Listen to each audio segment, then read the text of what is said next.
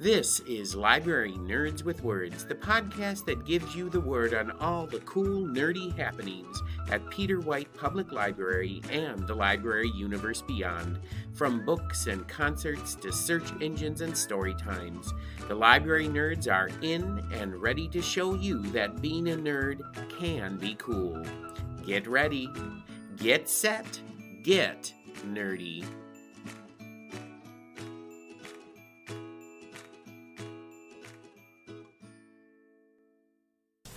Welcome back to Library Nerds with Words, the podcast that gives you the word on all the cool things going on at Peter White Public Library and the library universe beyond, straight from the people who know it best, library nerds. My name is Marty and I'm the adult programming coordinator for Peter White Public Library. Joining me today in the Nerd Enterprise, our nerd captains, local history coordinator here at PWPL, Kat Shattuck, and Ben Sargent from Tech Services. Welcome back to the podcast, Ben and Kat. It's good to be back, Marty, and I've never done a podcast that wasn't a movie podcast. I know. First time for everything. First time. This is a special request. Well, this is sort of going to be a movie plus TV podcast. But there's no Amanda, there's no scary cheeses. And no pickles. So. Of course, we wouldn't do that to you, Marty. This was Kat's last request because she's leaving us. Yes, this is going to be... I don't think it's going to be Kat's last appearance on the podcast. But I hope so. Last appearance in person on the podcast. We're going to do some Zoom stuff and get that set up too. Oh, that'll be fun. So, yeah, we're gonna do that. But I'm so excited to get a little nerdy with you guys today about a topic that's near and dear to all of our hearts, but we're not going to get into that. I think that this is the first time Ben and Kat have been together on a podcast episode. It's true. So you might say we are boldly going where no episode has gone before. You might say that. Yes. You could say that. It's a terrible clue, but yes. All right. And this will be Kat's final episode, as we said, before she heads off to graduate school in Boston very soon. So, never fear, though, Kat has promised she will zoom in for more episodes in the future, so you might say that this is not the final frontier for Kat. Oh, you nailed that one. There Marty. you go. All right. But before we get into what is on our minds today, we have to play another game of Word on the Nerd, and you both know how this works. I'm going to ask you 3 library nerd questions, and you have to answer them for listeners. So, Ben and Kat, are you ready to play Word on the Nerd? I'm ready. All right, as always, this is going to be a game of Would You Rather. I'm going to ask you both 3 Would You Rather questions, and you have to truthfully answer them for the listeners. And all of today's questions have to do with famous science fiction franchises and characters. Franchises or franchise? I'm not saying, okay? Let's say that franchise and franchise subcategories. How's that? All right. Fair. So here's your first question. Would you rather face a Borg invasion with Captain Jean-Luc Picard, or would you rather fight a hostile Gorn with Captain James T. Kirk? I'm going to say Picard. Picard. Okay, why Picard? Because Picard, who of course was assimilated by the Borg, right, knows exactly how to fight them, like as we see in First Contact. So I feel like, Kirk beat the Gorn, but he was like on a planet and he was able to cobble together like the gunpowder. The gunpowder, and you might not always have that. Okay. So you know what I mean? I feel like the safer bet is Picard and the Borg. Because he's got that connection with the Borg. Yeah, so he's always going to have an advantage. All right. I completely disagree with you. Oh, wow. This is going to be a good podcast. Okay, let's hear your thoughts here. So, just from a survivability standpoint, I would rather take one Gorn with Kirk than who knows how many Borg. Well, that's true. How many Gorn are we talking about, Marty? Just one? A hostile Gorn is the wording. A hostile Gorn. So I'm not talking about a collective Borg situation here. You said a Borg invasion, right? Which involve the whole collective. Yeah, right? but I mean, that could just be one cube because they've invaded with one cube before. One cube versus one Gorn. One single Gorn that you can take out with a freaking revolver. Yeah, the Gorn. Okay. So just from a survivability standpoint, I think technically you are right, Kat. Thank you. Wow. We'll be hearing a lot of that. Oh, wow! Wow, Yeah. throwing shade already. Yeah. But I feel like, and this is why I said Picard, I feel like Picard's like a much safer captain. Like, Picard, like Kirk could beat the Gorn, but Kirk could also do something stupid. I mean, I'm counting on that. I'm also here for the show.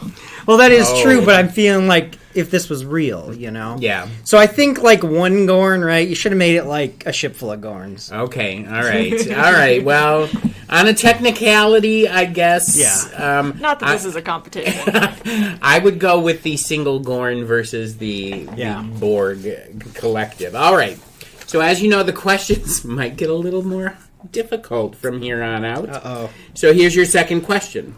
Would you rather be stranded on a strange alien planet with Captain Catherine Janeway, or would you rather be stranded on a strange alien planet with Captain Benjamin Sisko? Oh, Sisko. It's not even close. Sisko? Okay, explain. Well, Sisko saved the entire galaxy. Mm-hmm. Now, Kat has, just to be clear for the listeners, has never seen DS9. Okay. Uh-oh, Ben. You've triggered my trap card. Uh-oh. What's that? In preparation for this Did you watch all the DS9? I watched the first episode. Okay, but that's... Oh, right. The first episode, okay. Emissary, that's a good one. The two-parter. Ooh, Kat! I'm excited to know what to say. I do want to hear about that. But I'm just saying, having seen every episode with Janeway and every episode with Sisko, I would take Sisko because, I mean, if you watch DS9, he saves the entire Alpha Quadrant. Mm-hmm. Yeah, he does. Yeah, and he's also like a god. Janeway, very good captain, you know, but she lost a lot of people in the Delta Quadrant. That has to be said. I will say this, and in researching and doing stuff for this episode, I came across a list where they ranked all of the captains of the different Star Trek. This will be interesting. And you want to know who ranked as number one? Who? Janeway? Janeway. Yeah, Janeway. A lot of people really like her. I really like her. I think she's Kat's favorite captain. I think you're going with Sisko. I have a feeling I know where Kat's going to go with this question, but go ahead. Janeway all the way. Uh-huh. And Marty, I'll be honest with you. I'm attracted to women. Yes. Oh, okay. Well, I mean, I understand that. And you know what?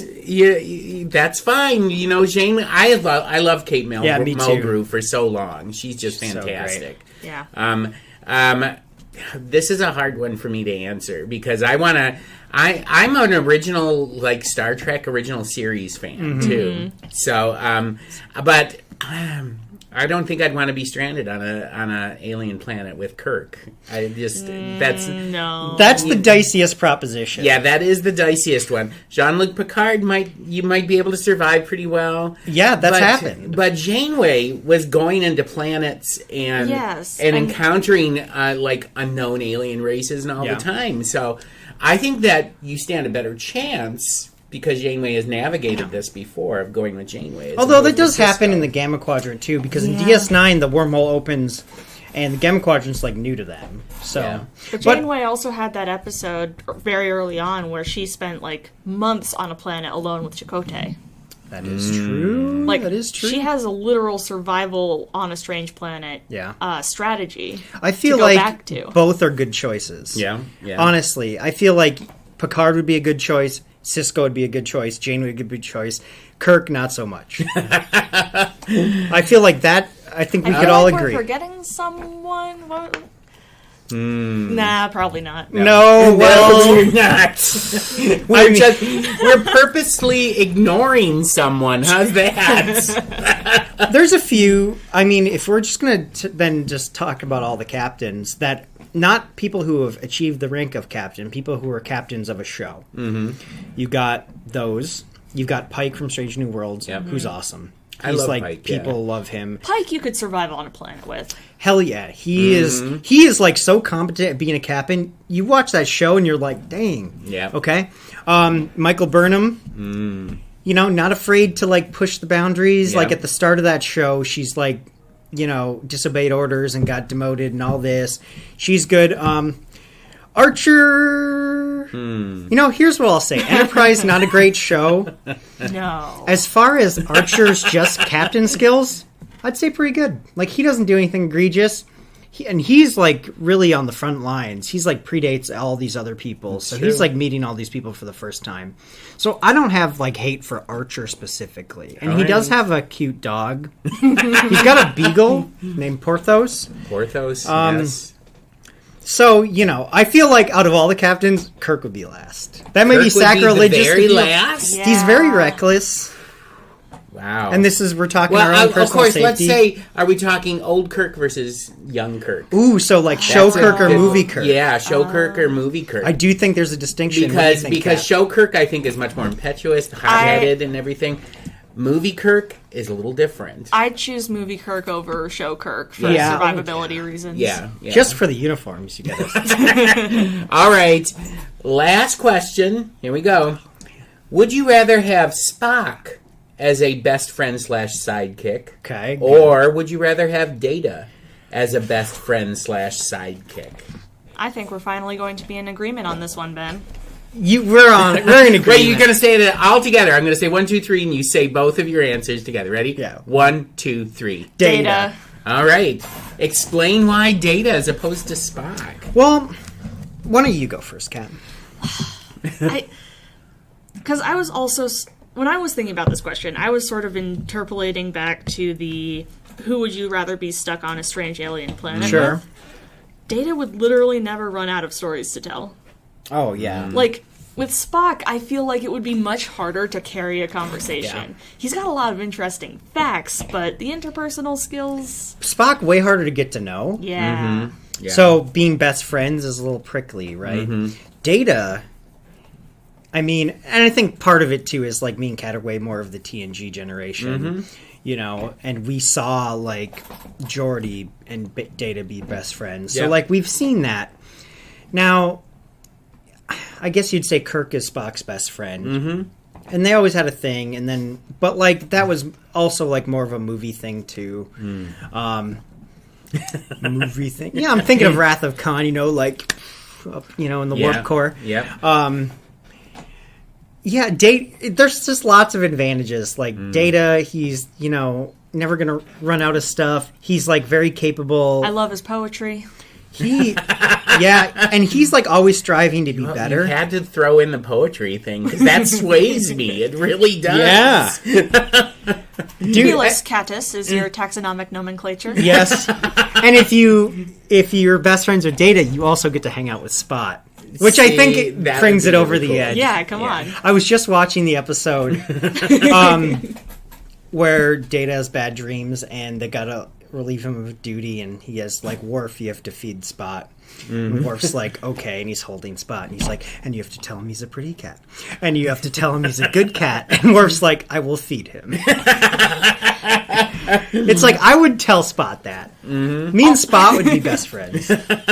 Also, with the disparity between Data and Spock really is scornful of his human heritage, Yeah, he's got a lot of issues going on there. whereas Yeah, he Data does. is always striving towards humanity. Yeah.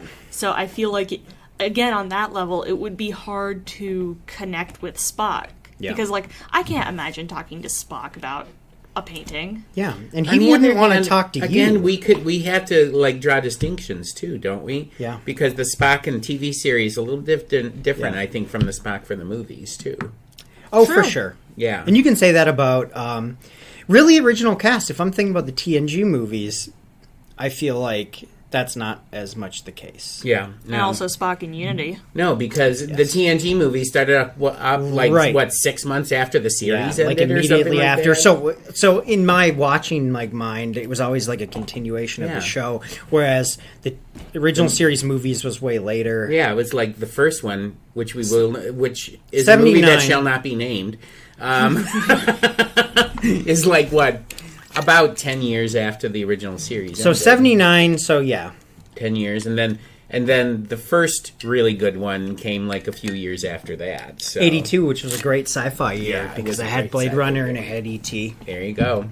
Did we answer that question? I think I'm Data. gonna just because of the poetry thing, I'm going with Data as well. Do you have any with good that cat poems, Marty? one. Do I have good cat poems? No, I'm sorry. Can you make up a good cat poem? Right now? No, not right now, but when you I got will a spare try to time. come up with a good cat. I have really good dog poems. I have No cat poems? What? No, because I'm a dog. I have a dog person. Always been a dog person. Not that I have anything against cats. So 1 for Data, 0 for Marty. Is it Oh.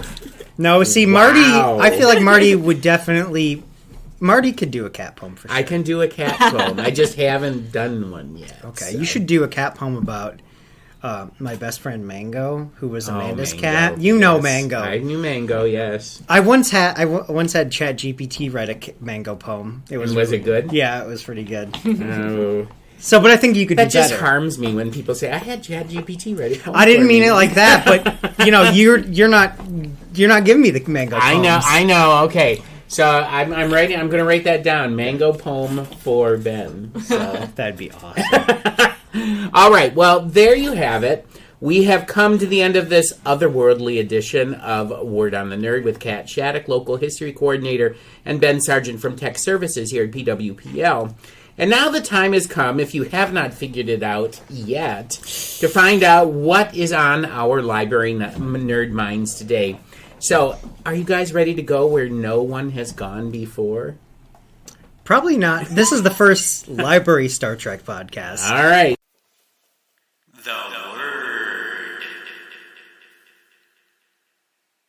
Ben and Kat, what are we talking about today? So we had the idea of we want to talk about our favorite Star Trek episodes. Okay. Yes. All And we're right. talking like personal favorites here. So we're not going to bring up ones that everybody is like, "Oh my god, that was the best Star Trek episode." I mean, we ever." could mention them. I've got an honorable mentions list. Yeah. Wow, okay.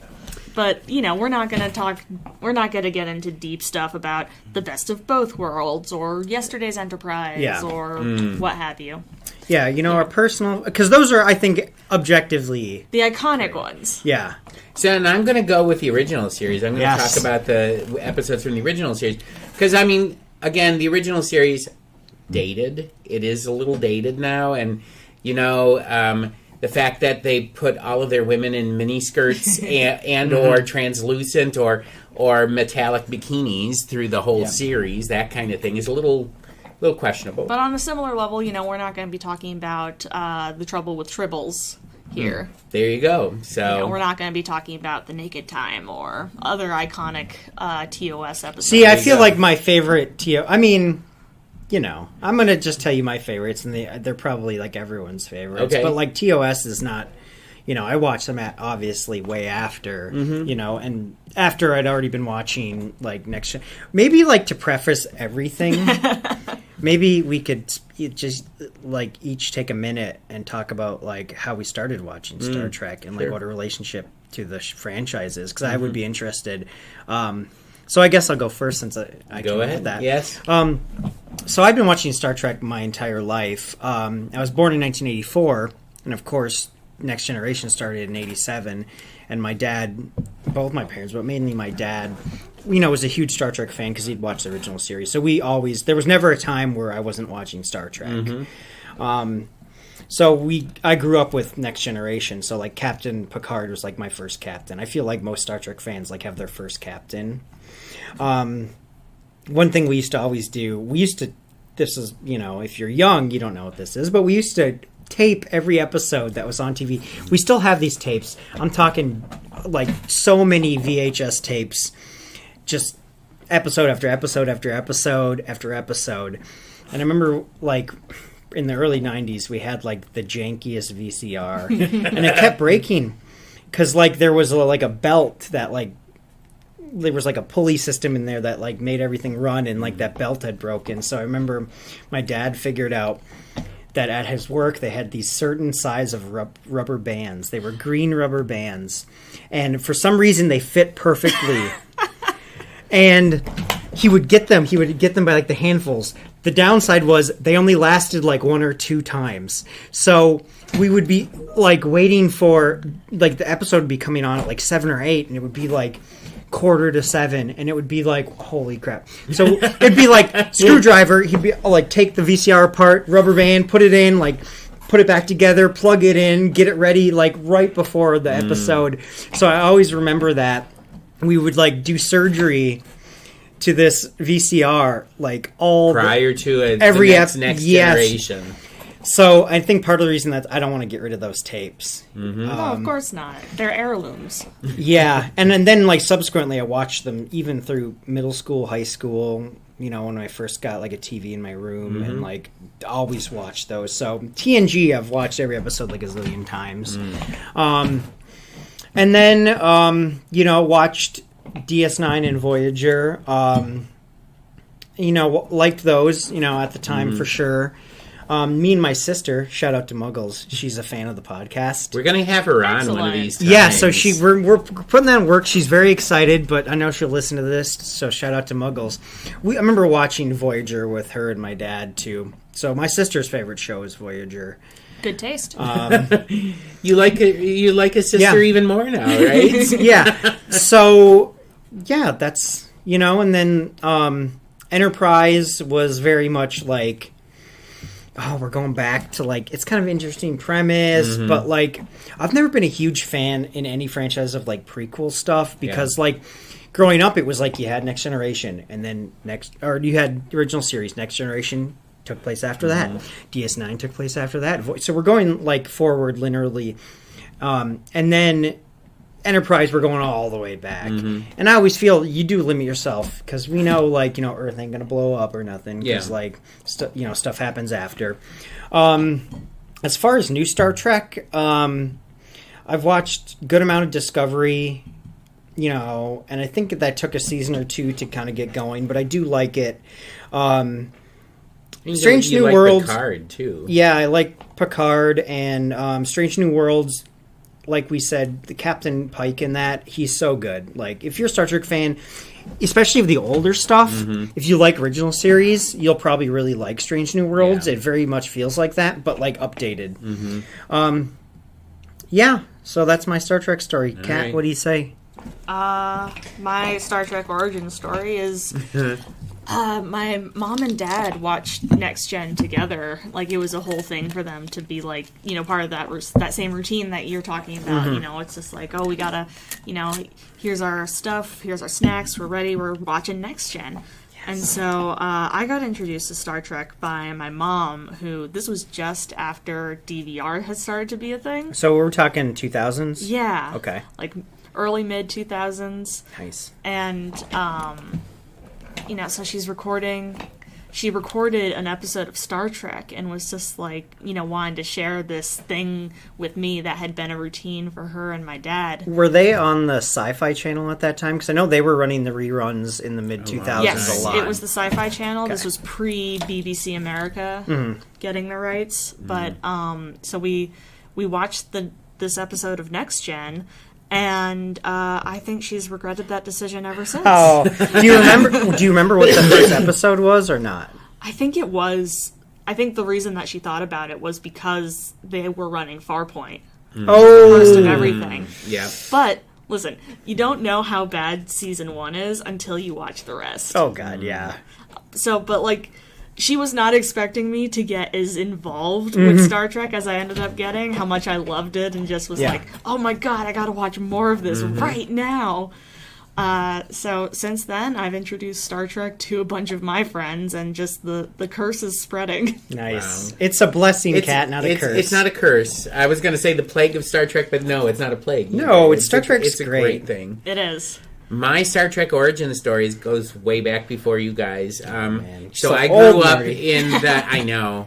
I grew up. My memories go back to like the late 70s, and that was when the original series Star Trek was like playing over and over and over, and we watched it like every day. It was because it got really popular after it ended. Right. On Yeah. rerun. On reruns. rerun. That's where most people And- picked it up. And I will say that my favorite episode, I thought about this, of the original series, is actually the one that sort of kicked it off, the Menagerie with Pike. I love that. well, that the Menagerie, but that's not the first.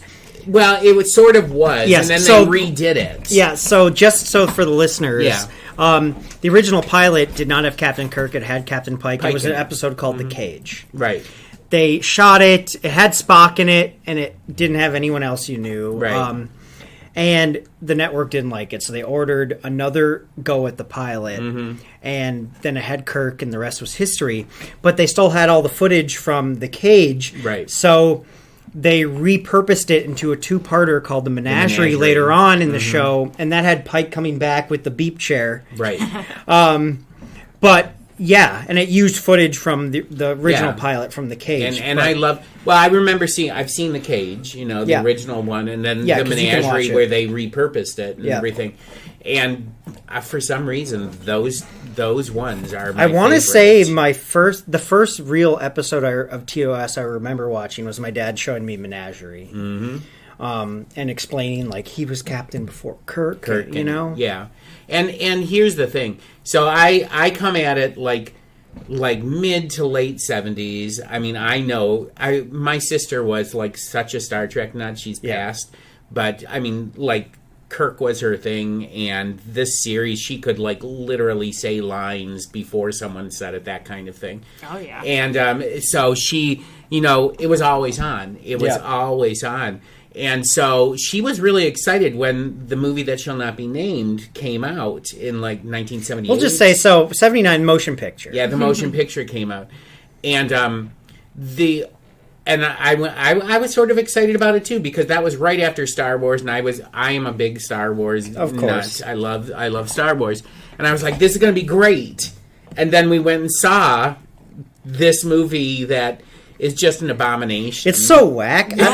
There's no worse feeling than being really There's excited. one good thing that came out of Star Trek, the motion picture. The one good thing that came out of it was the theme.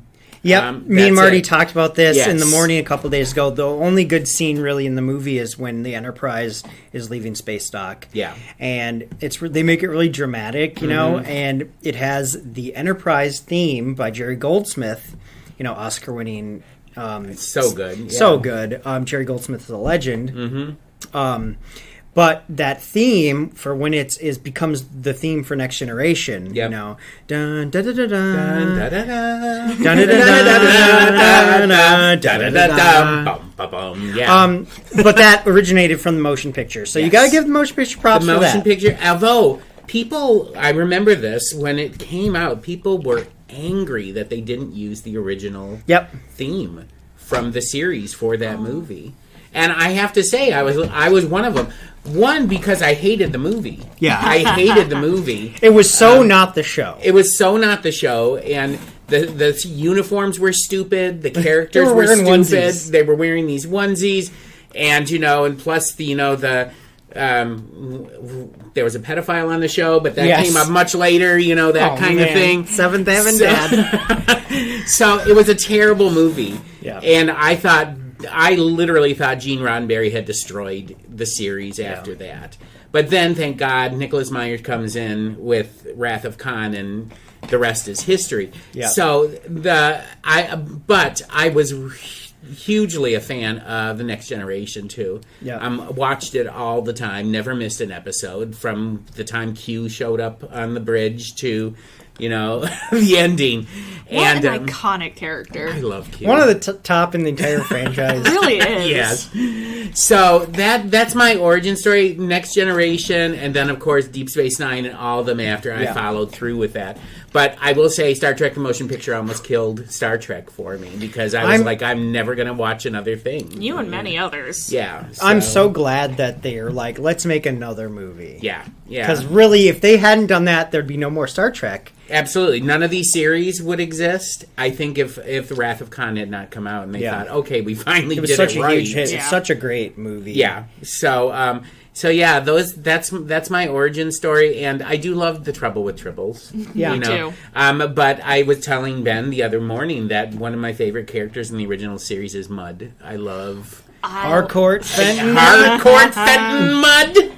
Yeah, I love him. I think he is so good. So funny. So he comes back in As Discovery. Rainn Wilson plays him, Mud. and he does it really well. He's like perfect. Yeah, it's just He's just like back home. There was always these like really homemade used car ads on TV, and Yeah. that's exactly. Oh, he's the person totally a that- used car salesman. Yeah, he absolutely is. And you know, the original. Who was the original actor who played him? I cannot recall his name. I'll look it up. I mean, he was like this character actor that was in all these old movies and everything when they cast him.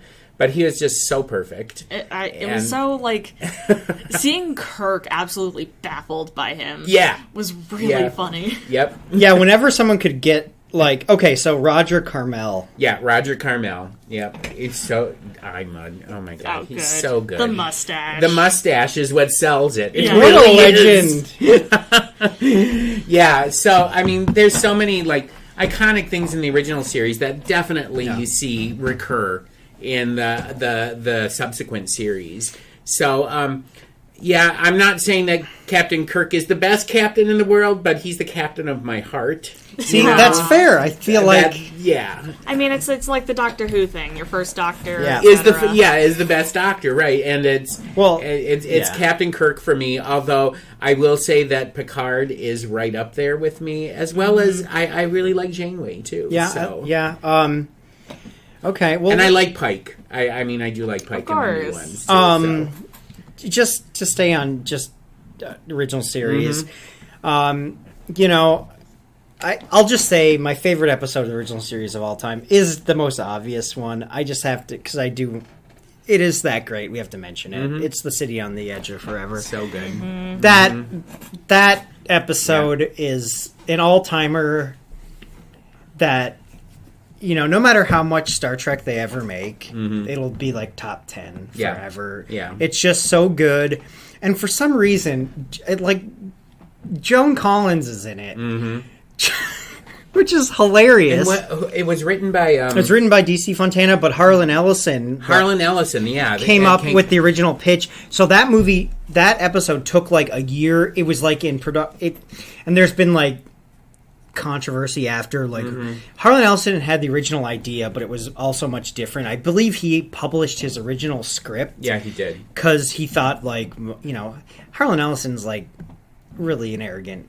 Yeah, he is. I don't But wanna I mean, swear. he deserves to be a little arrogant. I mean, Yeah. he's Harlan Ellison. Come So, you know, they did change some stuff. DC Fontana, who's a legendary Star Trek writer, did work on that script. But that's just an all-timer, so it has to be mentioned. Absolutely, and that's that is right up there as at the top of my list with my favorite episodes of the original series. I like Amok Time where they have to go back to Vulcan and Oh, I mean, yeah, of course. yeah, That's I love that. Marty, I'm aware of the premise. Yes. Okay, we are all aware of the premise. Look, as of recording, it's still Pride Month. I had to bring it up. Okay, Yes. there you go. All right, yeah. So like Amok Time is great. The Mud Tribbles. Mirror, singing. mirror. My mom wanted me. Oh, I of told my mom I course. was doing this, and she's like, mention mirror, mirror. So that's for you, Mom. Mirror, There you mirror. go. Spock with Yeah. the goatee, just, you know, all Spock time. with the goatee.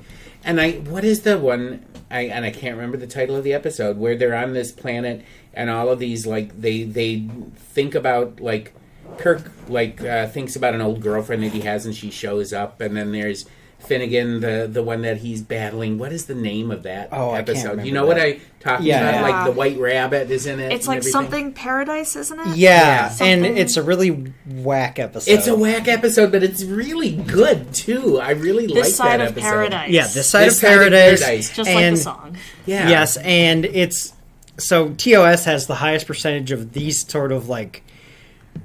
I mean, you know, like me and Kat always joke, there was Space Abraham Lincoln in this show, so there's a lot of stuff. Absolutely. I mean, you can appreciate it for what it is. Obviously, it's of its time, but I like, just wanted to go to a planet like that, Yeah. where you could like imagine something and suddenly, boom, you're in it. I was like, as a kid, that I mean, it was really kind of appealed to me. it was kind of pre-holodeck, right? Exactly. I mean, and that's what I love about Next Generation, the holodecks, that you can do stuff like that. Yeah. But for the original series, it was, hey, let's do shore leave down on this planet Yeah. and send everybody down here, and they can battle things and die but not die and stuff like that. You know, so Anyway, What about you, Kat? Any other TOS?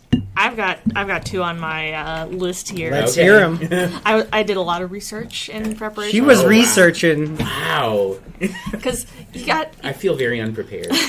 we can't talk about all of the episodes, No. obviously, but No. I've always really loved A Piece of the Action. Oh, yeah. We Which talked is, about this which is the one. one where they're all gangsters down on the I love planet, that and it's one. just like we get to see Spock and Kirk in these, suits with these wild machine guns, and it's just like There's so many episodes of TOS where they just are like go on a planet with humans that are just like a different time of Earth. Isn't there one where it's like a Nazi regime? Yeah, too? yep. Yeah. There's a Nazi planet one. It's just like okay. but like they had to use the other sets. Yeah, that they were using the available. other CBS sets. Yeah, I mean, we got a Western? We'll do a Western Yeah. episode, But something about that one has always really charmed me, love like that one. just the gangsters who don't understand what's Mm-hmm. going on, and Kirk having to be like, okay, I've got to learn their language, and coming in all so hot. good. Piece of the action. Yeah. But my all-time favorite TOS episode, Yeah. the one I could watch over and over again and always have a good time,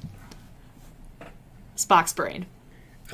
Whoa! Yes. Yeah. It is just so silly. I watched it the other day, and I haven't seen that in a really long time. You gotta rewatch it. But it's such a silly premise. It's so strangely executed, and the whole time I'm watching it, I have the silliest grin on my face. Yeah. It's so stupid and so much fun. Yeah, it's really dumb. It is a dumb episode, but it's entertaining. It's so entertaining. That's the one thing that I will say. Even the bad episodes of TOS, they're still really entertaining. Because it's still had that campy feel. Yeah. You know? And Gene Roddenberry, I mean, I think that he, in the original series, I mean, he really was trying to go places where other series hadn't gone before. Yeah.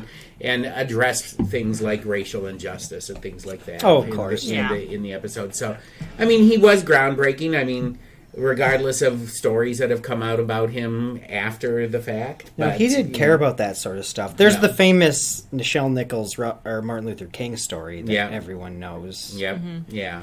Well, go ahead and tell it. I mean, you mention it. Okay, so Nichelle Nichols was going to leave the show, I think after, it was either the first season or 2nd season, and she was at an NAACP function, and Martin Luther King was there, and she was backstage or something. They're like, well, Dr. King wants to talk to you, and she's like, wow. So this would have been 67 probably then. Probably. And he like wanted to meet her, and he was like, we love Star Trek. And Martin Luther King was like, it's the only show we watch as a family. And she's like, oh, that's great, and he's like, I can't wait to see more. And she's like, well, actually, I'm going to leave the show. And he was like, you can't do that.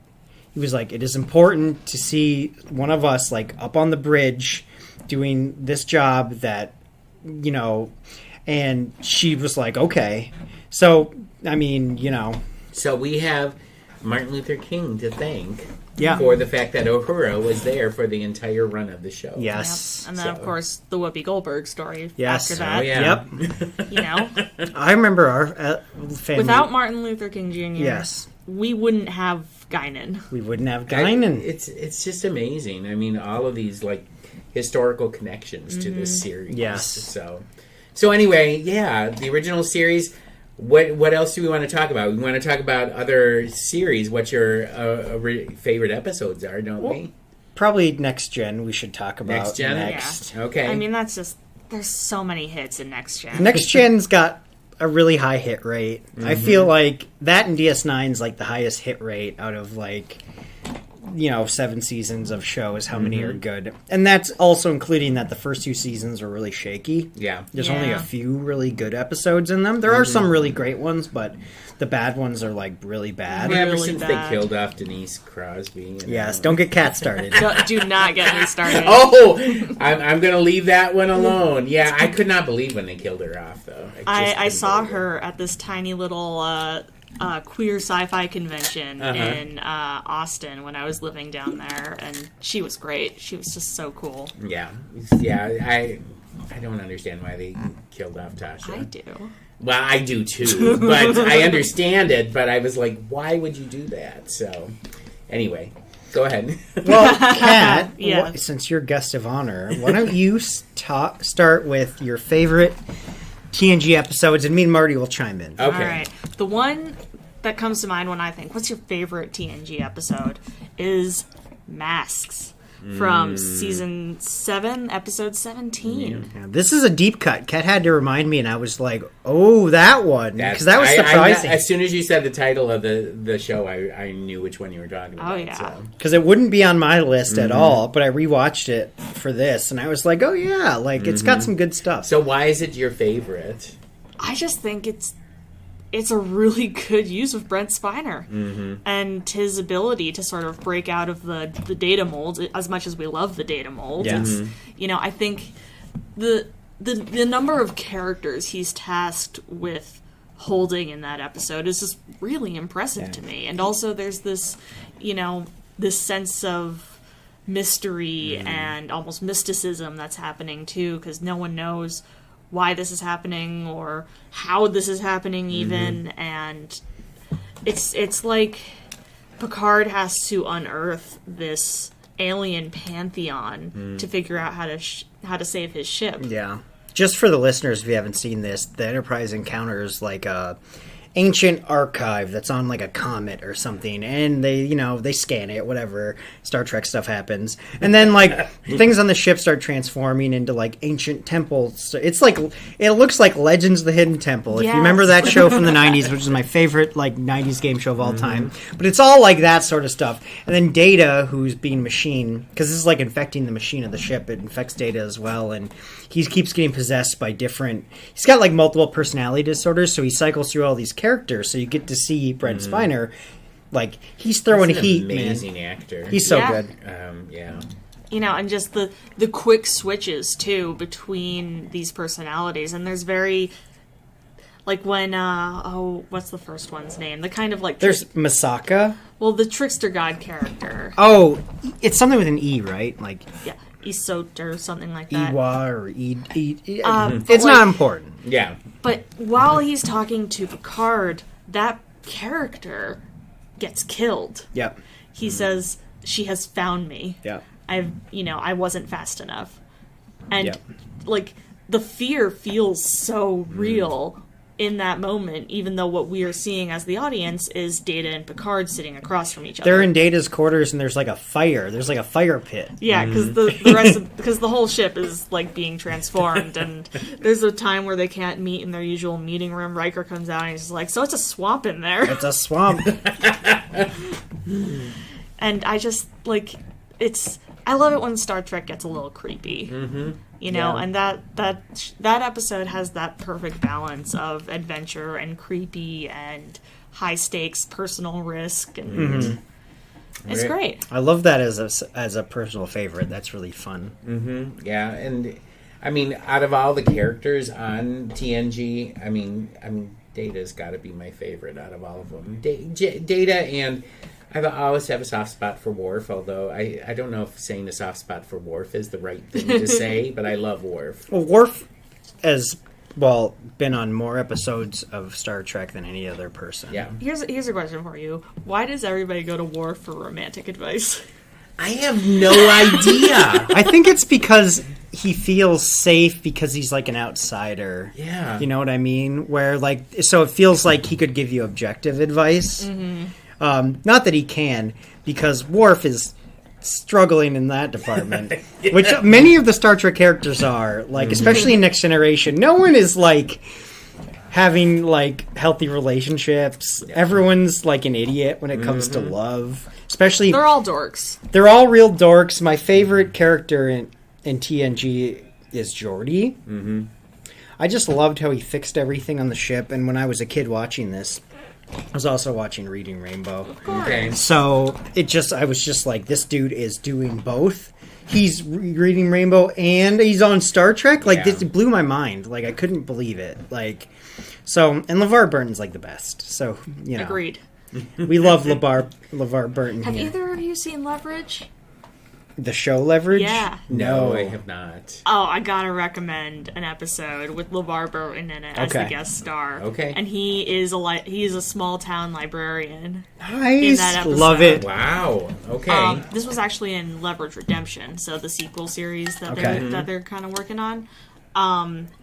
And it's just so rare to see a guest appearance like that that's not referencing Star Trek, that is directly referencing Reading Rainbow That's awesome. instead. That is so good. Yeah. And he does a great job. It's one of my favorite episodes of the series. So if you watch one, That's Watch the that one? yeah. Yeah. So Masks is one of your favorite. Do you have others that you want to talk about? I've got so many others, Marty. It's a We problem. can't talk about all of them. We We're can't going to talk be here about all all. day. No, but yeah. do you have another, like, deeper cut for us, Kat?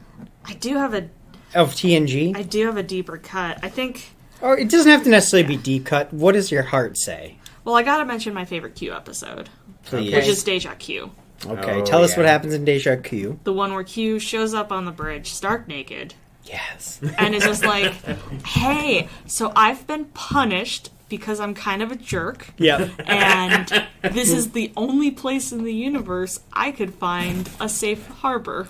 Hilarious.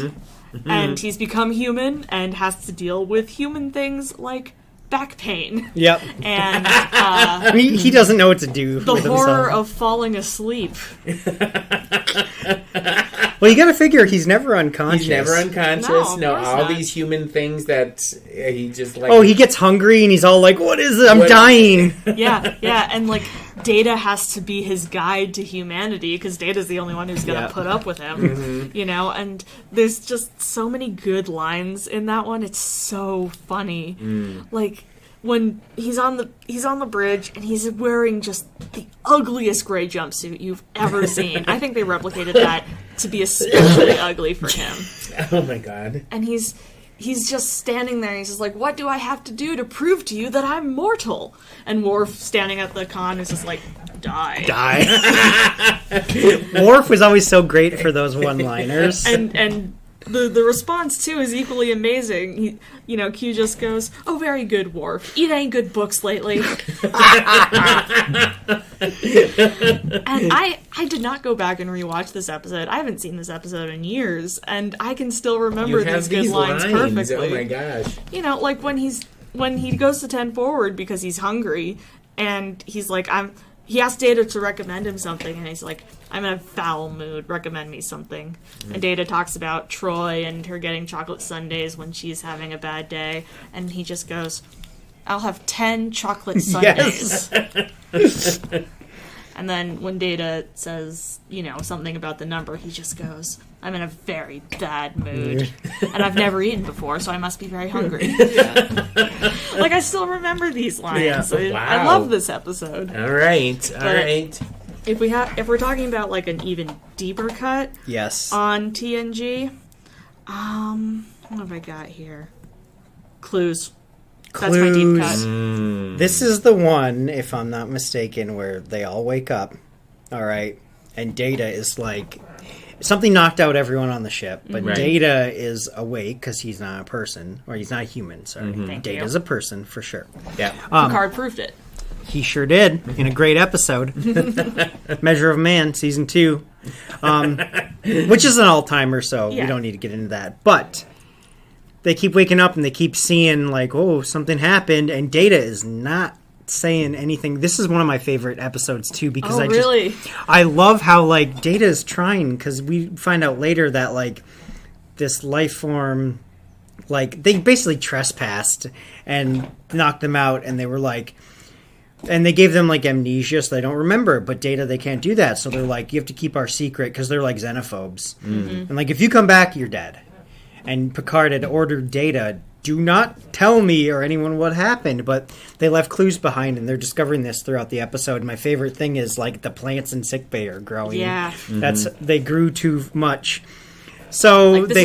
this is not 30 seconds of growth. This is a week's worth of growth. Yes, and they basically run into these people again, and Data has to be like, "I tried," and they're like, "Oh, now you're gonna die," and they're like, "Listen, we just need to do a better job this time," and they do. So, such a good episode. What do you like best about it, Kat? I mean, I've always been a mystery fan Me myself. too. You know, I Picard love has a good that, mystery. Picard has that line about how humans can't resist a mystery, and it's So true. Yeah. I love a good library mystery. Mm-hmm. Like, you know, something mysterious happens at circulation. But, you know, and it's just that sort of that the first time you watch it and you don't know what's going on. Yeah. I still remember that feeling of anxiety around Data, like, what's happening? Why can't you say anything? Yeah, at first you think that everyone and nothing's wrong, but then Data starts acting a little like, you know, he's a little sketch. Mm-hmm. And it's like, oh no, like what happened? And, you know, yeah, you're right, like that. It's a great episode. so good. You know, so that's my deeper cut than Deja Q for TNG. I do have to bring up, too, A Fistful of Datas. Because, I mean, come on. That's a holodeck episode. Love a holodeck episode. Love a Data Good episode. holodeck. Yes. Love an Alexander episode. Love a good Alexander episode. Yeah, Worf just, you know, just trying to parent. He's on the struggle bus. He is. I love it when he's trying to parent. I watched last night the episode Reunion where Alexander first pops up, and Worf is just like, What do I do with a child? don't you want to be a warrior? And Alexander's like, no. You know, he's so, yeah. I love all the Alexander episodes, and he does show back up in DS9 as an adult. I was looking at some Star Trek comics on Hoopla the other Ooh, day. they got Star Wow. Trek comics. Shout Yeah. out to Hoopla. And there's a series that I'm interested in checking out that's like all about the famous Star Trek sons. Oh, wow. So it's Son of Q and Alexander and Jake Sisko and Nog. Yeah. All starring in their own Wow. comic series. That Wow. sounds awesome. I'm surprised Right? you didn't know about I didn't Jake know about Sisko. this. No. Well, I mean, I Wow. love Jake. Jake he's a reporter. So I might check into that pretty soon. Oh, you should. Yeah. When you watch more DS9, you'll love Jake and Nog. Because at first they're like a little rascals. Are you going to watch more DS9? Oh, she is. I need to be absolutely clear about this. I need to clear the air about some DS9 stuff. All right. The reason I haven't watched it is because I know in my bones how much I'm going to love it. Oh, so she's just... Yeah, so you're putting it off because you always have that. You're like... But I'm saying it's great, and it's even great to I be know. rewatched too. Like, if you like TNG, you'll love DS9 because it's all the same people, and a lot of the same stuff that's happening in TNG is continuing in Deep DS9. Space Nine. Whereas Voyager did not have this; they're so separated because they're out in the Delta Quadrant. So DS9 still feels in the same world as TNG, whereas Voyager did not. But so I did love the first episode. Like I said, watch the first episode Yes. for this, so you couldn't claim I hadn't seen any of it. Oh, you got me. wow. Gotcha. Okay. I'm so glad you watched it, and I can't wait till you watch all of DS9, because I think some of the most rewatchable episodes of any Star Trek that's ever been made are Deep Space Nine episodes. Look, I know in my bones I'm gonna love it. I And love it, Marty. I'm going to. I know this. This is a fact. She's gonna love Dr. Bashir. Garrick is gonna. You're gonna be in Boston. You're gonna text me one night. You're gonna the text is just gonna say Garrick, and I'm gonna be like, yes, let's go. I love a character who has all his points in one stat. Oh man. Like, I love a character who's extremely competent in one area Garrick- and complete doof in all the others. Yeah. Oh, well, that could be a lot of character. That could be Bashir for sure, but also Garrick. Well, Garrick is so great because he's the tailor on D Space Nine, Yeah. but he's also a spy, Yeah, of course.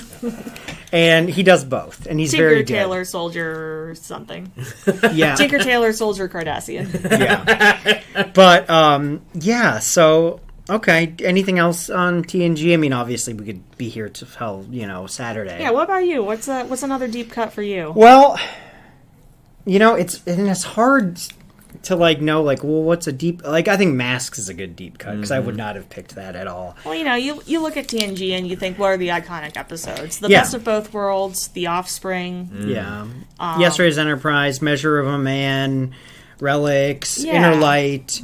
Chain of Command, Yep. All Good Things, the finale. Exactly. Those are like, And okay. as Ben is saying this, the episodes are playing through Cat in my Yeah, you mind, know it. going like, oh yeah, oh yeah, oh yeah. Yeah, like not one of those. So I do have to bring up, and I don't think this is a deep cut, but I got to bring up because it's my dad's favorite episode is Cause and Effect. This is the one where they keep having to go back. They're caught in a time loop, and the Enterprise keeps getting destroyed, I love a good time loop episode. and they have to send a message through the time loop to know what to do at the end of the episode. Because the episode starts, I remember being a kid first watching this. The episode starts and the Enterprise blows up, and it's like, holy crap! Like what? And then at the end, like an old school ship, a Soyuz class ship. I remember Worf just saying Soyuz class, and it's just a Miranda class with like a sensor pod. Comes out, and Kelsey Grammer is the captain. Yep. He's like, I'm Captain Morgan Bateson of the USS Bowman, and they're like, and he's wearing the Wrath of Conair uniform, so you know he ain't in the wrong time, or in the right time. My I dad love a good watches time that loop episode. all the time. He'll just watch clips on YouTube. Like, he loves it. So I got to shout that one out. Anything with Barkley is a yeah. hit with me. I think my favorite Barkley episode is the one where he gets zapped by an alien probe. It's called The Nth Degree. And he becomes so smart. He's smarter than the computer. And he goes to the holodeck and he's like, the computer is too slow. You just got to plug this right into my brain. And I just love all Barkley's like awkward, because he gets a holodeck addiction in the show. That's his introduction. That's his introduction, and he's got a big crush on Troy, because we all did. Yeah. Yeah. And which is fair. Although I had a crush on Tasha too. So. Yeah, I was a big Troy. That might have been my first crush of anyone I ever remember. Is like Troy.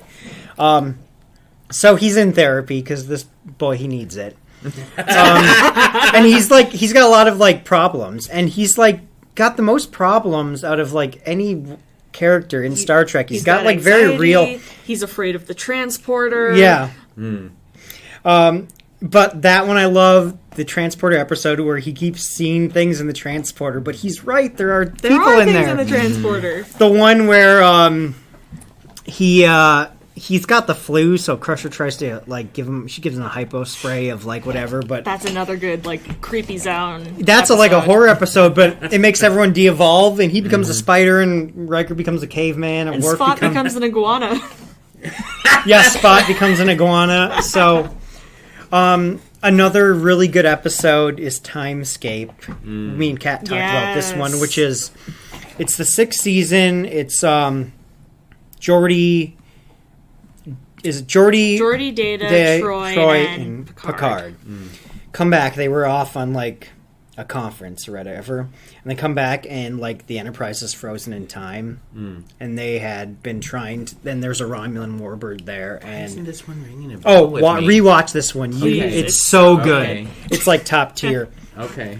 And it's frozen in time, and it's moving very slowly, and they have to like go aboard the ship and figure out what happened.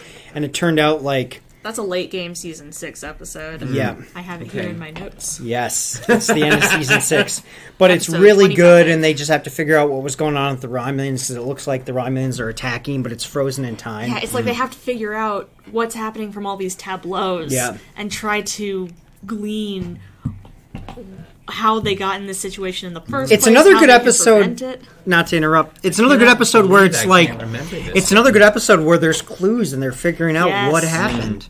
And that episode always reminds me of another one involving the Romulans. Also involves one of the best recurring characters, Ensign Ro. Mm-hmm. The one, The next phase. yeah, I got you. Marty, you know this one where Geordi and Ro, they think they died, but they just can. Yes, I know what you're talking about. Yep. That's a great one. Anything with Ro is so good. So now I got to ask you, since we're into TNG, what are your thoughts about Wesley? Okay, so Because there's a lot of hate for Wesley. Best boy. I love. Best boy. So Okay. I love Wesley, but you got to remember, I was a little boy when I started and I watching like the Will show. Wheaton too. I mean, yeah. Yeah. So I was like, this is awesome. He's on the bridge. You know, people were really mean to him. And then Wesley in real life got so much hate. Like when in the early, like late 80s, like people were like, get this kid off the screen. He doesn't belong on the bridge, right? Getting just weird with it. If it happened now with social media, he would like, it would be so bad. right? But people hated that character. Yeah. But I liked him. I liked him a lot. I love Will Wheaton, but I really liked the Wesley episodes. I liked his perspective. Yeah. Like, whenever you had a Wesley-focused episode, it was sort of like the Lower Decks effect. You know, you got to see these other perspectives on the crew, on the ship itself, that you didn't normally see. Yeah, there's an episode where he's interacting with other kids. Yeah, so that's a really good point. Like, you get to see other parts of, like, the ship that happen. And whenever we get to see that, is really cool. Couple of later Wesley episodes. The last one before he goes to the Academy, the final mission. That's a stressful episode. Him and Picard crash land on a planet, and you know, I was telling Kat yesterday, this podcast is like your final mission. And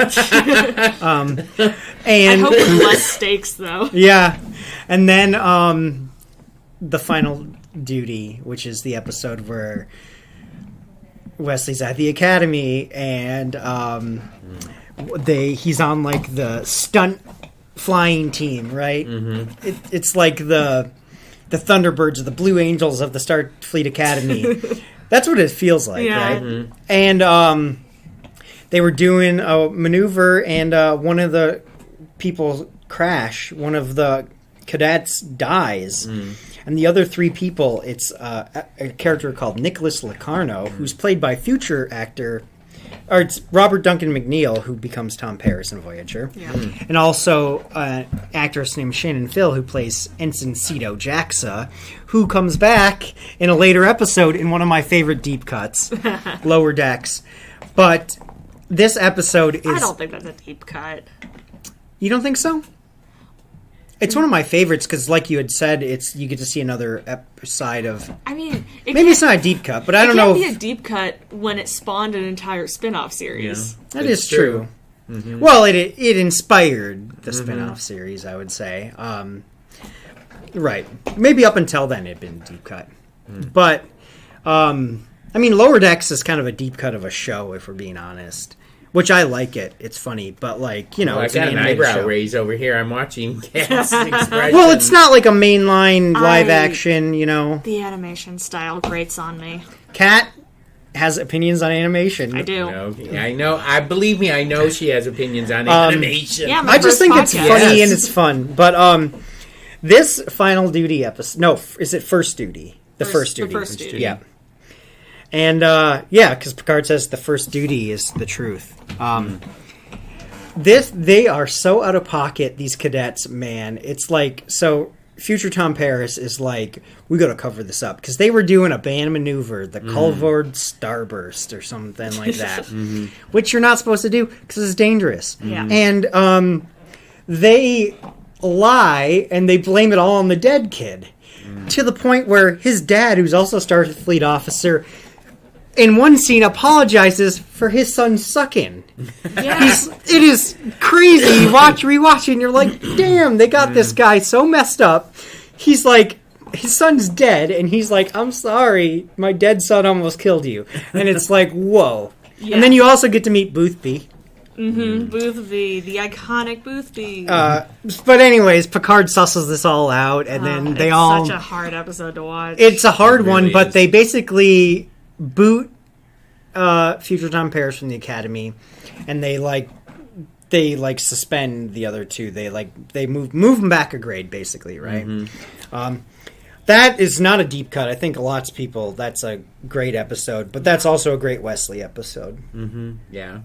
I mean, I never understood the hatred for him. That People are weird, man. Yeah, Have it you ever was been on just- the internet? Like, Well, but this was prior to... I know. that Imagine kind of how thing. worse it would be It would have now. been so much worse. There would have been, like, fan clubs kill Wesley and people stuff were like acting that. like he was Joffrey from Game of Thrones, I know, and it he was- wasn't. He was like just a a good kid. kid. No, he was a good kid. He was a smart kid. I think that... Maybe it was like all the old bullies from school just got They together were. and go, I remember those kind of kids. Yeah. They know it all and pound Well, them in the face. and also, you know? to be fair, the crew doesn't treat him well at the very start. It's shut up, Wesley. This and Season 1. they're really mean to him. I love a early episode Wesley with like the rainbow sweatshirt. You know, like Yes. There are knitting patterns for that. That's on Okay. my to-do list. oh my god! You should Iconic. make one for Ben. Yeah, I can't wear a sweater. It's not green. Oh, okay. There's green in the thing, though, I believe. No, it's blue, yellow, red. Oh, is it blue, really, red? Okay. I remember thinking, that looks pretty cool. But it did look like his mom knitted it. Mm-hmm. Like Dr. Crusher in her spare time knitted that for her son, Wesley. I can't picture Dr. Crusher knitting. Listen, you don't know what Dr. Crusher's into. We're not going to talk about the episode, but Okay. she's into some things. You're talking about Data's Day, right? Where we find out she tap dances? No, I'm talking about... No, you are. You are. No, I'm talking... You're talking about Data's Day. We've all Okay, seen Kat it. doesn't even want to talk about it, so we won't talk about it. Do you know what I'm talking about, I Marty? do know what you're talking Okay, we're about. good. If you know, you know. I'm sorry, listeners. Sorry, we're not going to go into it. But you can look it up. Crusher Ghost. Don't. That's it. All right. So I was original series, Ben TNG, and your favorite series out of all of them? Oh, my favorite's still TNG, but I've got a real soft spot for Voyager. She loves Voyager. We've had a do. lot of... Are we gonna do the who's the best captain argument? I don't think it's an argument. Well, it's definitely an argument. That's... Well, are we gonna be able to settle it though? No, because that... Okay, just to be real for a second, everyone's favorite captain is like a personal thing, you know? So, like, there's actually no wrong answer. Okay. For real. It's like, I don't think there's a wrong answer, honestly. Like, even if someone was like, my favorite captain is Archer, like, I can see that. I could see, like, we named all the captains before, and I could see, like, you could make a case for every one of them. Like, you honestly could. I think it just depends. The time in your life when you first discovered that captain, I think, is a huge thing on why the captain... it's really hard There's an argument for everyone. That's why That's why I say it's not an argument. Not because, there's one right answer, but just because there's so much nuance to every answer. And seeing for mine, I mean, I grew up as a kid watching the original Kirk, but if I were to name a captain that I like the best, it would be the old Kirk from the movies. There's something about watching him. There's always this sense of melancholy about him because, he's no longer like captaining the Enterprise. Well, he is an admiral. Well, he is an admiral, but he's not doing what he loved to do. And, and plus, I mean, Spock dies at one point, but then he comes back, whatever. And his son dies. And his son dies in Wrath of Khan. They take his ship away, exactly. And there's this kind of melancholy part of it that really sort of speaks well, to things me are a in lot this more series. consequential for him in the movies. They're Yes. not really in the show, so I could totally, So, the old Kirk, for me, my favorite captain / admiral, whatever you want to call him. And if I were to pick a favorite of those movies, I mean, Wrath of Khan is right up there, but Voyage Home, I love that one. Save the Whales. I love that one, especially when they land on Earth and the everything is cloaked, right? And they're walking away from the ship, and they go, and Kirk goes, "All right, everybody, remember where we parked." As they're walking away, it was such a crossover hit. That one was like a huge movie, just general audiences, because you could watch that without even watching Star Trek, and it was good. Yeah. I always love Undiscovered Country, too. That's another one that Nick Meyer did. So 2, 4, and 6 were Nick Meyer movies. And you can tell. Like, those are by far the best. Yeah. Those are 3 of the best Star Trek movies. I think that and First Contact are your top 4 Star Trek movies. Yeah. First Contact's very good. Yeah. Have you ever read the novelization? Yes, I had the novelization. Worth Got it a when I was a read. kid. Is it really? It just gives a little extra detail, but I had that when I was a kid. Oh, man. So, as far as Captain... Well, do we want to... I know Kat wants to talk about a couple Voyager episodes. Let's do that, and then Okay. I'll... Let's do that. I gotta talk about Janeway a little bit. Okay. Because, I think the acting for Janeway is phenomenal. Yeah, I agree. Like- Great performance. What an amazing performance of someone who is stuck in this impossible situation. All of the times that Janeway breaks, I think, are really fascinating. All of the times she is pushing the envelope on something, what is it, the Excelsior episodes? Is that it? No, not Excelsior. No. But the one where they find another Federation ship. Yeah, is it the Prometheus? No, it is something with an E. Equinox. Equinox. Yeah. Thank you. Isn't Andy Dick the doctor, the hologram doctor on the Equinox? Well, because the hologram is standard, so it's all the same doctor. What's the episode that Andy Dick is? It's one of those, but the Equinox was like a cool looking ship. But he was a guest star in one episode, and he was. The one with the Romulans. I can't remember. Yeah. Well, anyways, the Equinox. What have you? But like, just Janeway is so bitter in that episode. She is so mad, and she is like focusing on this one thing in this terrible situation that she can control, which is getting the captain of the Equinox and making him pay for his crimes. Oh, yeah. And she is like borderline torturing one of his crew members to get the information about where he's gone. Oh my god, yeah, I And haven't seen this. it is so intense. And like I said, I just think the acting is phenomenal. Like, Janeway is literally carrying the weight of all of these people on her shoulders, and as you get into later seasons, seeing that weight begin to crush her is really interesting. Yeah, it does really, it does like grind her down in the later seasons. And that's what I think why Janeway is so great as a character. It's because, you see Kirk, and Kirk is just Kirk through the whole thing, right? Yeah. And Picard, there's some struggle there, but Janeway, you really do see this kind of evolution of character. Yeah. You know, so that's what I love about her. Yeah. So I have to bring up, if I had to pick one Voyager episode, worst case scenario, season 3, episode 25. Okay, what happens in this one? That's the one where B'Elanna discovers this new quote-unquote holonovel, which is a simulation of what would happen if when the two crews merged, if Chakotay had staged a coup. Oh, I remember this one. Yeah, this is a great this is good. Yeah, and basically the entire crew is just like, oh my god, this holonovel, oh my god, this holonovel, you know, but we don't know who wrote it. Oh my god, and it's not done, it's incomplete. How are we going to survive not knowing how this ends? Turns out Tuvok wrote it. Yeah. And it wasn't supposed to be a holonovel. He was like wargaming, right? Yeah, because this was back when, again, he wrote this back when the two crews had just merged, the Maquis and Starfleet, and he thought it was an actual possibility that that this could happen. There would be a mutiny on board. Yeah. And so when that ceased to be probable, he stopped writing it and, you know, thought he deleted the file. Yeah, and it's still there. But now the crew is obsessed. Yeah. And they're just like, well, you gotta write an ending. We are begging you to write an ending. Janeway says, you gotta write an ending. You know, Janeway is, you know, she's got this great moment where she's just like, I look forward to see how Captain Janeway will save her ship. It's like, not that I'm telling you how to end your story, but...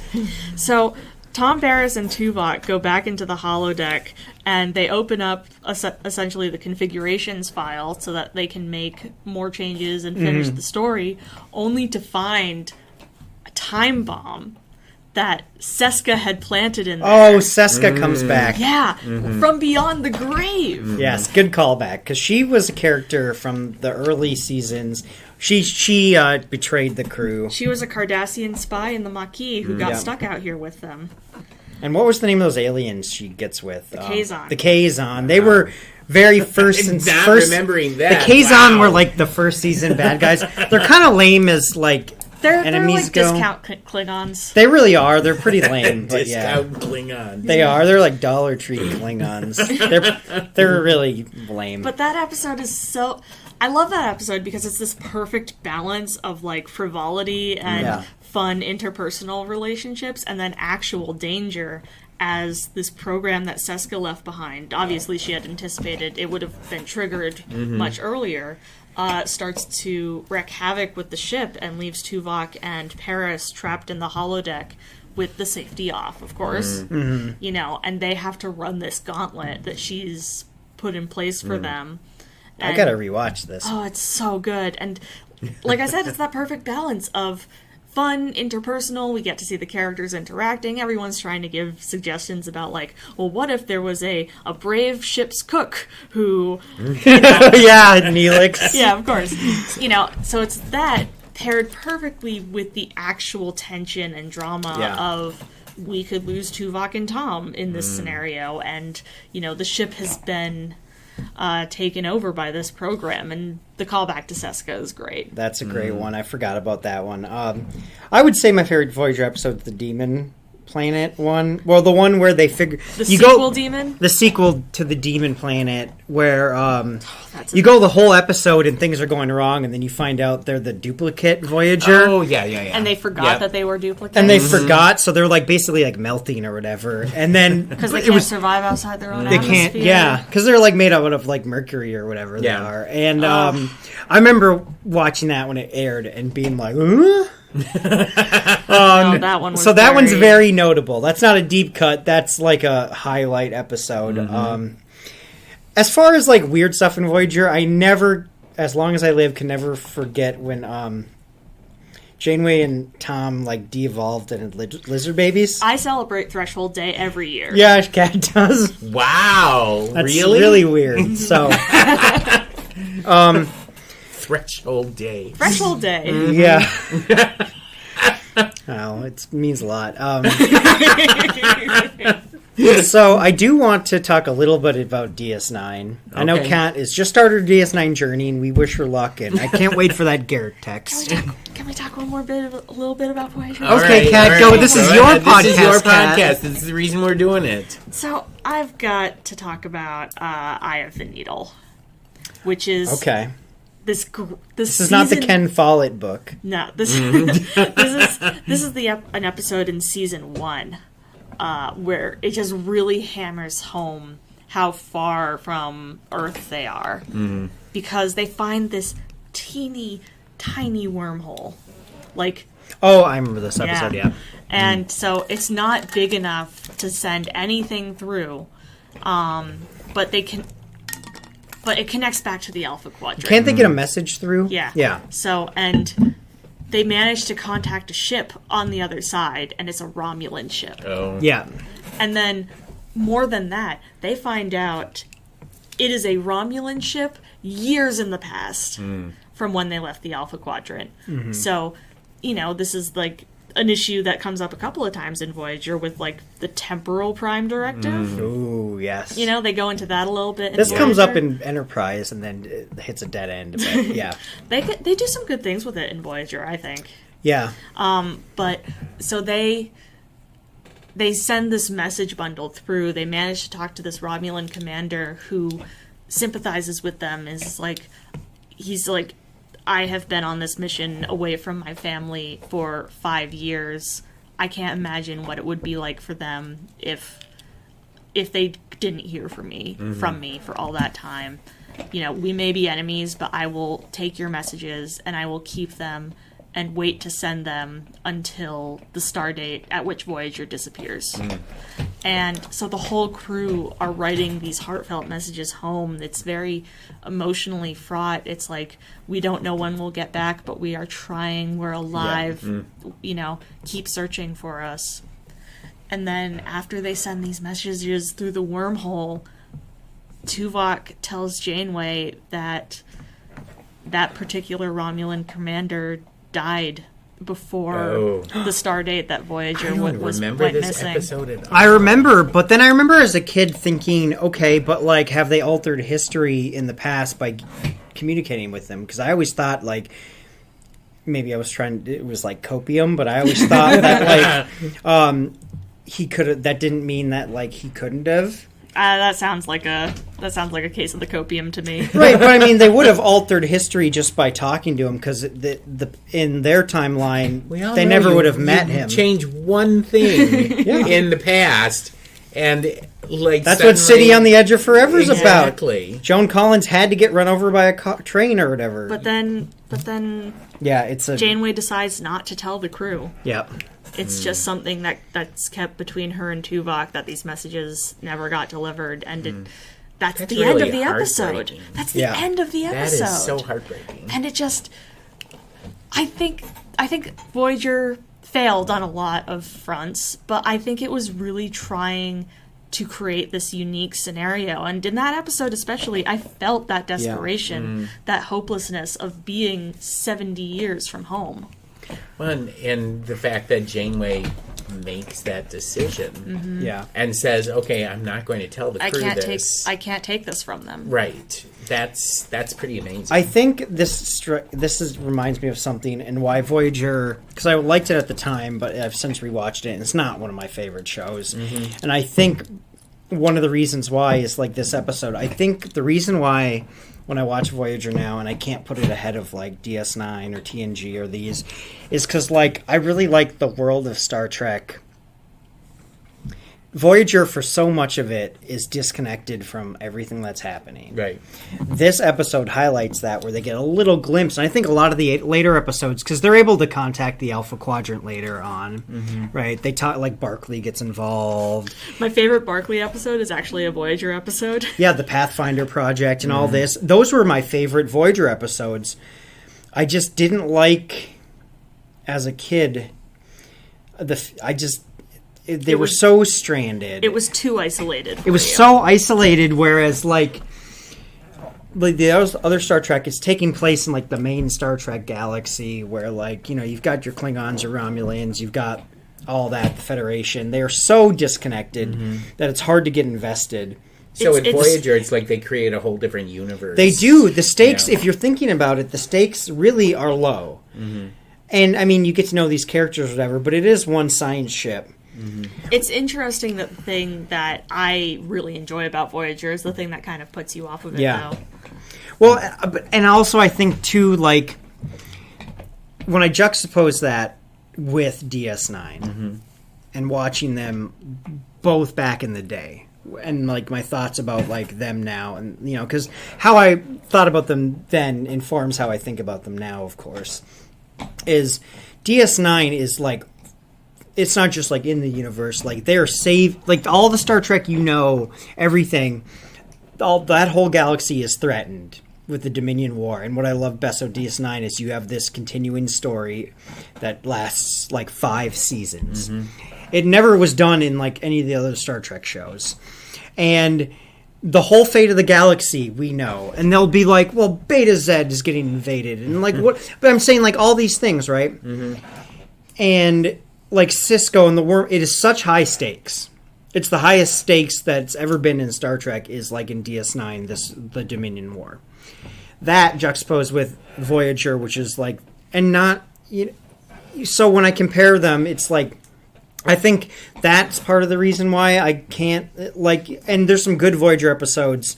I think they have problems with character development. You talked about Janeway evolving. I think I disagree a little bit with her. I think the 2 characters on Voyager that evolve the most are the Doctor and Seven. I don't think... I mean, they had a great dynamic of, like, these 2 entities that are human, sort of. But I feel... Right, and that helps, too, because it's the Data Spock thing, where, like, they're not all the way human, so, like, they're exploring that, and that obviously drives a lot of their evolution as characters. But a lot of the Voyager stuff, they're stuck in the mud, man. Like Chakotay, he doesn't really evolve. you know, and Ensign Kim, Harry Kim, no, he didn't even get promoted. He's an ensign the whole show, which offended me as a kid because I really liked him. But it was like many people actually. It does.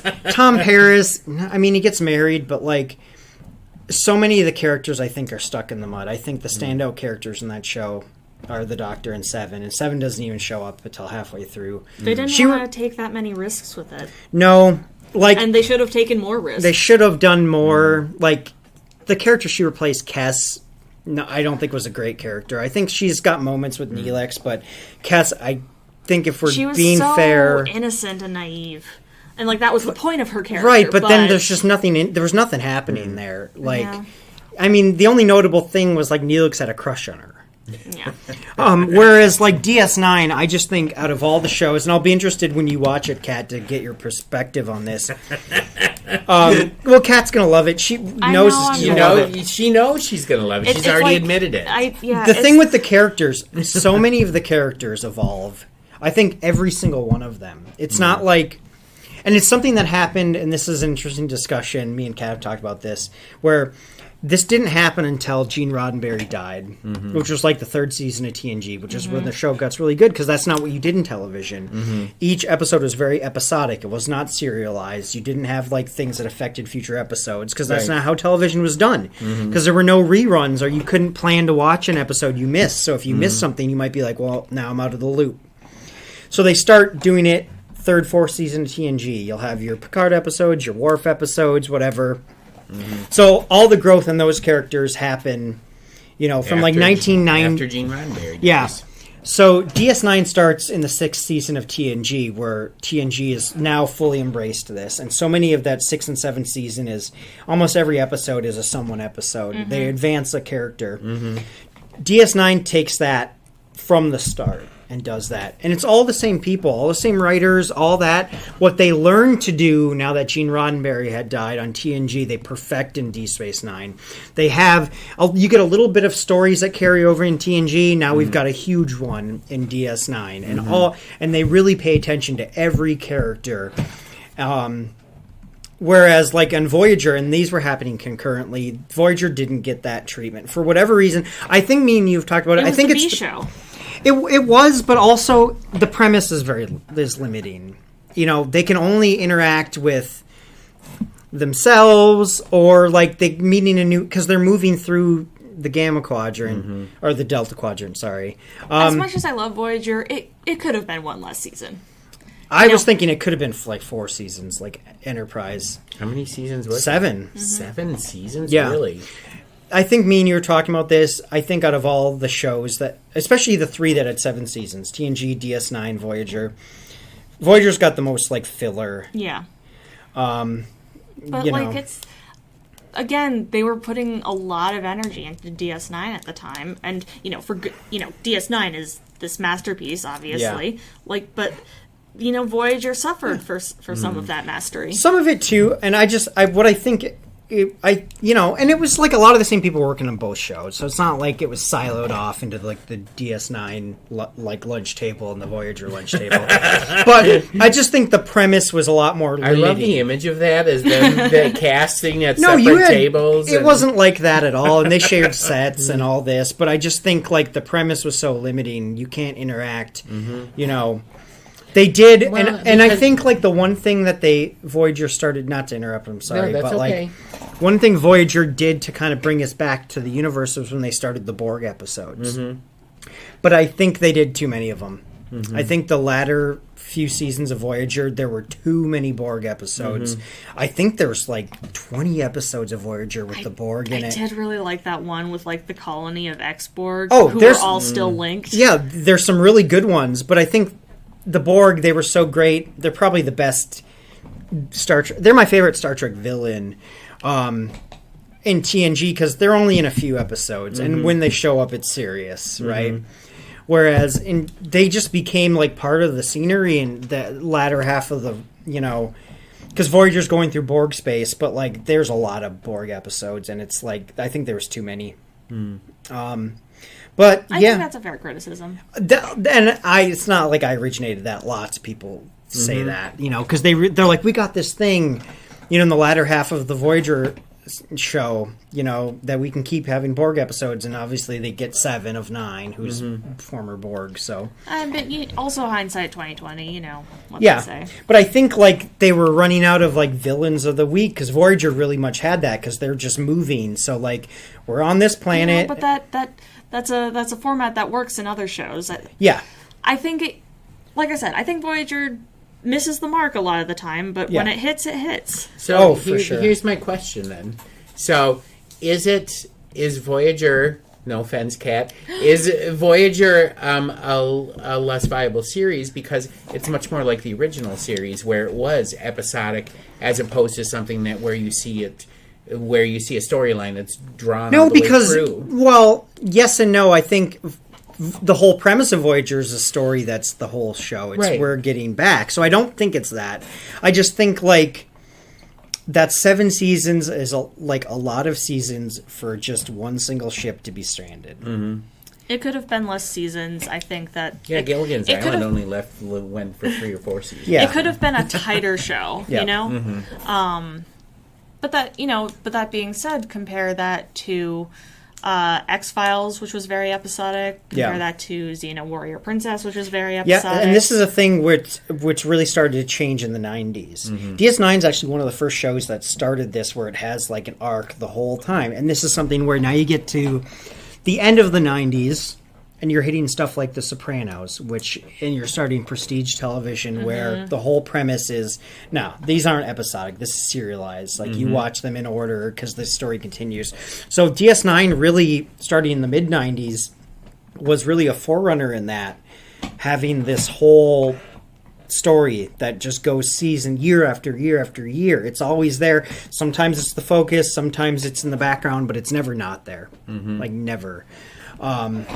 You know, so, but like, yeah, you know, maybe Kat, when you finish DS9, you can zoom in and we'll just have a DS9 podcast. But man, we've been here a long time. I think we should finish up with just. Let me. All right. But one more thing. One more. But wait, one more. Because I haven't talked about my favorite captain. Okay, let's hear. Because you said Kirk and you said Janeway. Yep. So let's hear about Cisco. Called out. Well, no. I mean, because me and Marty have talked about this too. Yes. Captain Rachel Garrett. Love Captain Rachel Garrett. There needs to be a Captain Rachel Garrett show.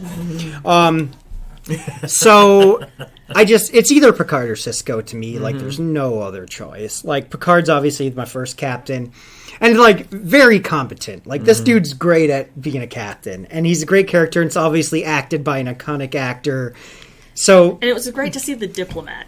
Yeah, it was very much supposed to not be Kirk.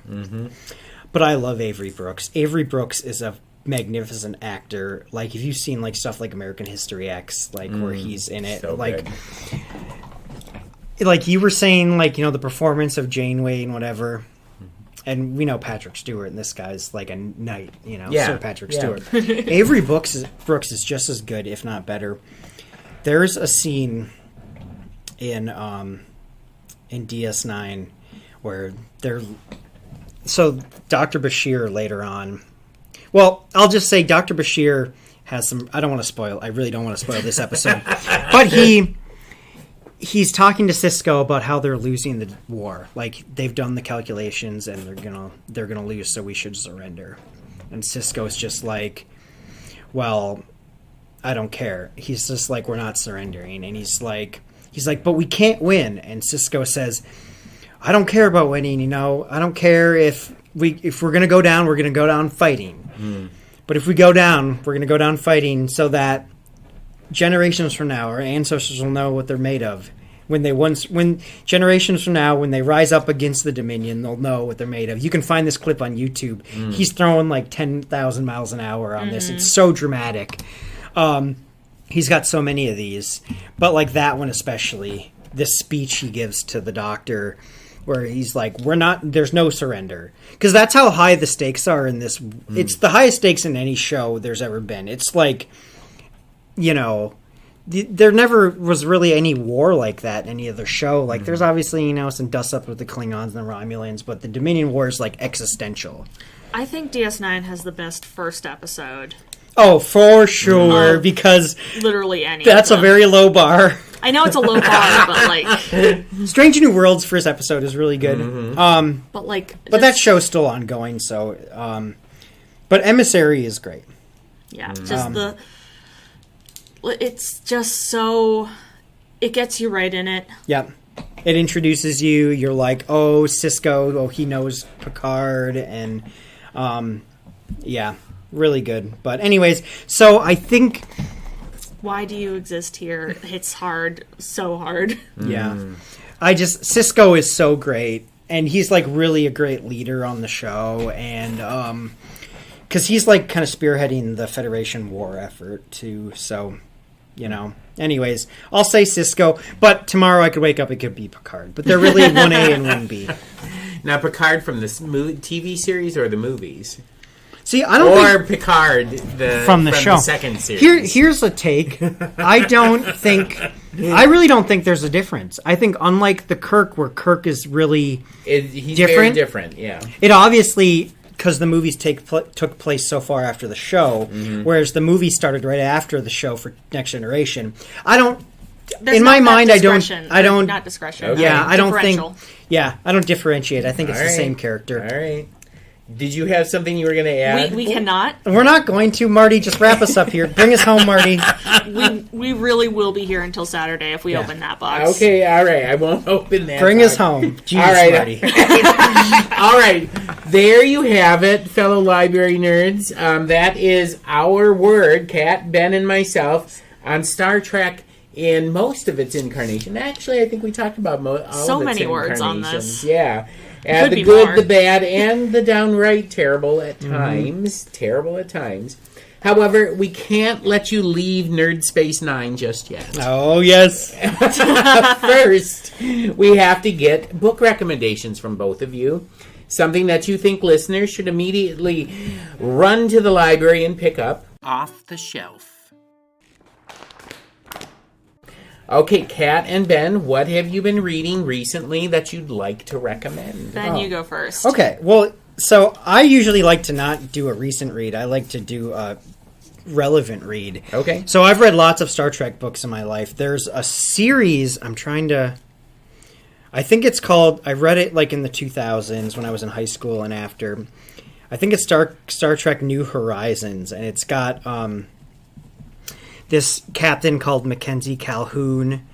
It's a whole series. It's written by like Peter David, who wrote lots Peter of David. who I know wrote that. lots of I know that Star name. Trek stuff, but also he wrote lots of Spider-Man stuff. But it's really good, and he also wrote kind of a really good Star Trek book standalone called Imzadi. I've read that. Yep, it's about Riker and Troy Okay. and how they meet and stuff. So it's good backstory. So I'll give some Star Trek answers. All right, so Star Trek New Horizons. And what was the name of the one who created that? Peter David. Peter David. Okay. All right, Kat, your turn. I've got something not Star Trek related, but if we are talking briefly about Star Trek books, I think the one I remember most is Q Squared, which is the one where that's a callback to TOS, Oh, I read all these. So where Trelane of the Squire of Gothos Yep. is theorized to be a Q. That's the premise of it, and essentially, the premise of the book is we are sticking the two troublesome Qs together, and you've got to make each other better. Oh, wow. And okay. so Q comes to Picard basically like, this is, how do I parent this? How do I parent this Q? Help. So I got one more recommendation. It just Oh, boy. So there was another series that came out, and it's called. I don't know if you ever heard of this, Cat. If you haven't, find them. I'm sure you can buy the paperbacks. It's worth reading. The Starfleet Corps of Engineers. The premise of this series is after Scotty, who comes back in an all-timer episode of TNG, which we didn't talk about because it's an all-timer relics. They find him, and he's been suspended in the transporter. He goes off in his merry way in that episode, but what happens is Star Trek still wants to use him, or Starfleet, rather, so they give him a team of crack engineers. And it is got Commander Shelby on it. It's got Gomez, if you remember from those couple episodes. From the Addams Family? No. Ensign Sonia Gomez. If No, you I remember, remember she her. famously spilled hot chocolate on Picard in an episode. She's got a crush on Geordi. Yep. And she is hot chocolate in engineering. She's in it, and Robin Leffler's in it. So it's all these just total callbacks from these characters, and they work together, and they, like, Starfleet, like, drops them in when they need something fixed. I think there's 4 or 5 books. So they're like the Geek Squad. They really are. They're like a crack team of engineers, and Scotty runs them. It's really fun. Yeah. And can't pass up mentioning IQ. IQ. Oh, yeah. That's the one that John DeLacy actually helps write. Okay. And the Q continuum is like imploding, exploding, one of them, both probably at the same time. And Q has to, like, Q grabs Picard and Data off of there. I think they're on like a holodeck fishing trip of all things, if I'm remembering correctly. Grabs Picard and Data and was just like, you gotta help me with this. And they go through literal manifestations of the 7 stages of grief. I forgot about this. Yeah, trying to get to the center of the continuum to like stop it from exploding, imploding, both. Okay. So that's a fun romp, and all from Q's perspective. Yeah. That's cool. That's really cool. Yeah. So, But for if we're talking non-Star Trek, I'm using my last little hurrah, my in-person podcast, to just say literally anything by T. Kingfisher.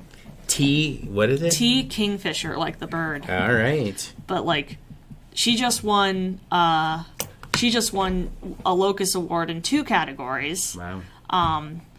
You know, but just literally everything I've read of hers, I have loved. I've read her horror, I've read her fantasy, I've read her middle grade work. Yeah, Kat loves her. It's every time. I've never heard of this person. Every time I read one of her works, Have you read? I'm just. No. Kat's told me about it. I'm not sure it's for me, but it sounds pretty cool.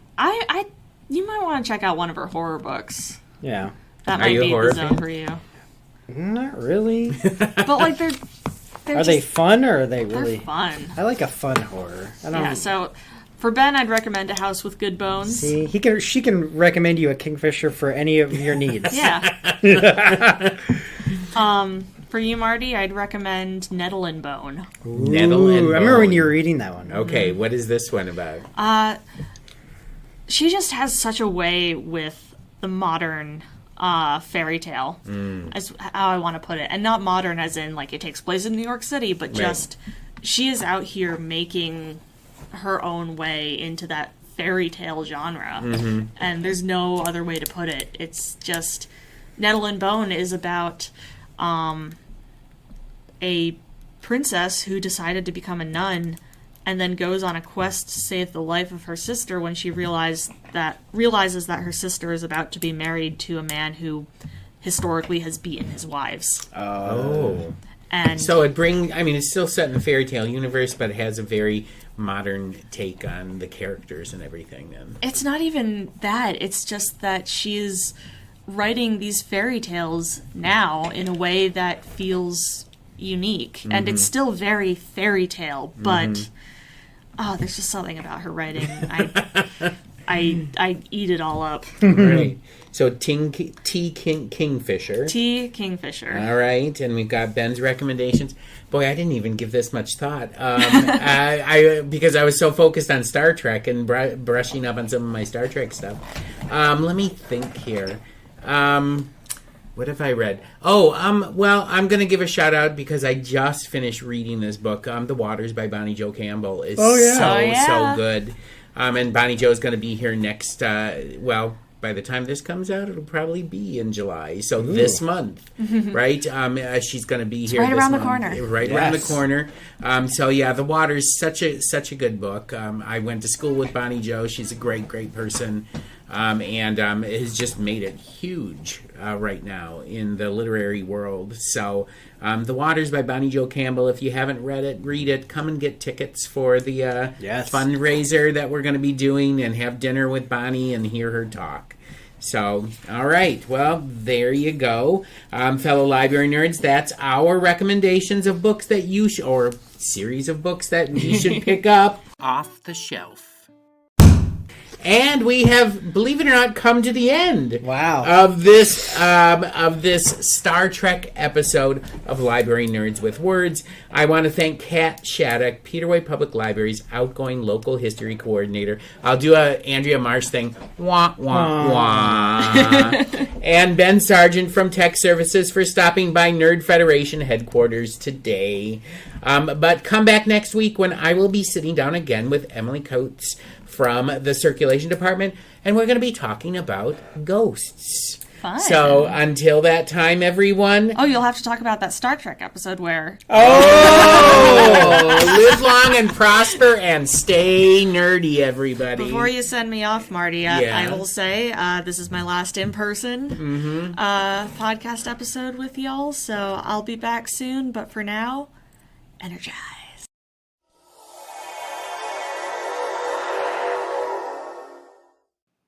Thank you for listening to Library Nerds with Words, Peter White Public Library's weekly podcast, giving you the word on what's cool at the library. The theme for the podcast is Happy Clappy by John Bartman, used courtesy of Pixabay. This episode was written and produced by Martin Acketts and sponsored by Peter White Public Library. Until next week, pick up a good book, listen to some good music, watch a good movie, attend a great event, and remember, library nerds are the coolest people around.